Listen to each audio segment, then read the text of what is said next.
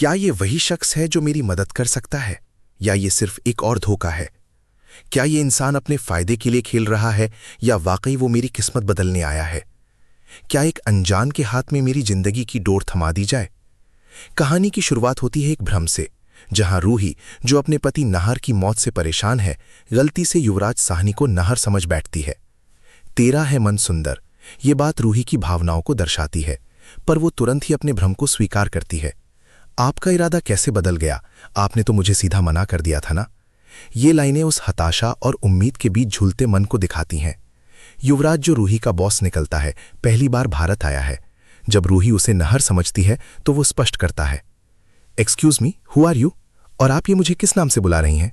क्या Nahar? Who is Nahar? मैं नाहर नहीं हूं, I am Yuvraj, Yuvraj Sahni. Madam, आपको कोई गलतफहमी हुई है। उसके बॉस होने और एनआरआई होने की बात से रूही को और भी ज्यादा यकीन हो जाता है कि ये नाहर नहीं हो सकता। मैनेजर द्वारा पासपोर्ट चेक करवाना। ये लीजिए सर, ब्रिटिश पासपोर्ट चेक। क्या नाम लिखा है? युवराज साहनी। इस बात को पक्का कर देता है कि युवराज ही है, नाहर नहीं। रूही की पहली प्रतिक्रिया थी माफी मांगना। ओके सॉरी, मुझे लगा कि आप मेरे पति नाहर जी हैं। I am sorry. आप कौन? मैं रूही, रूही, रूही नाहर, कोई Goenka. I am really sorry, मैं चलती हूँ। मगर उसकी उम्मीदें यहीं खत्म नहीं होती। उसकी हिम्मत फिर से जागती है। ये मेरे नाहर ही नहीं है, लेकिन उनको इंसाफ दिलाने में तो मदद कर सकते हैं ना। उनको बोलो जाने के लिए। वो युवराज से एक मार्मिक गुजारिश करती है। मुझे मेरी आपसे एक रिक्वेस्ट है। वो मेरे पति के साथ एक हादसा हुआ है। वो जब रोहन, रिलैक्स, एक second, meet some more you. Okay, मैं ठीक हूँ। मुझे लगता है कि इस हादसे के पीछे मेरे परिवार में से ही किसी सदस्य की साजिश है। क्या आप उस तक पहुँचने में, उसे पकड़वाने में मेरी मदद करेंगे? जब युवराज को पता चलता है कि वो उसी नाहर को जिंदा समझ रही है, तो वो स्पष्ट करता है, नहीं, ये मेरे पति हैं, ये नाहर गोइंका है। हाँ, ये मेरे पति नाहर गोइंका है। मुझे ऐसा लगता है जैसे इनकी मौत के पीछे मेरे ही घर में रह रही एक लड़की अग्नि, उसका हाथ है इसमें।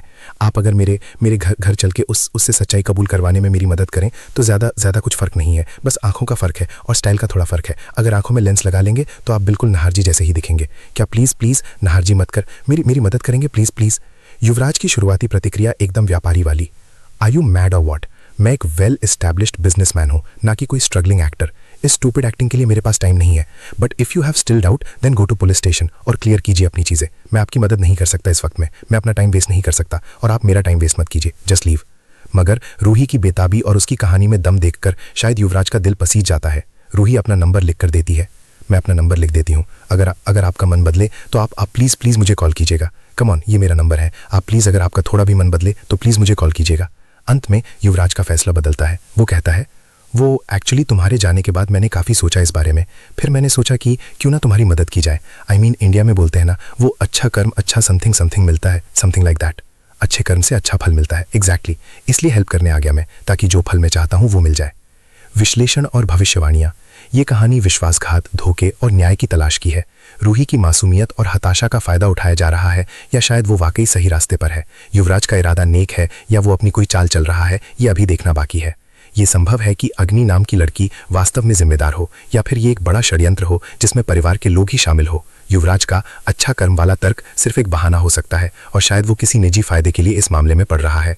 हो सकता है कि नाहर मरा ही ना हो और ये सब एक सोची समझी चाल हो। कहानी में आगे चलकर और भी बड़े खुलासे होने की उम्मीद है, जो रूही की दुनिया को हिलाकर रख देंगे।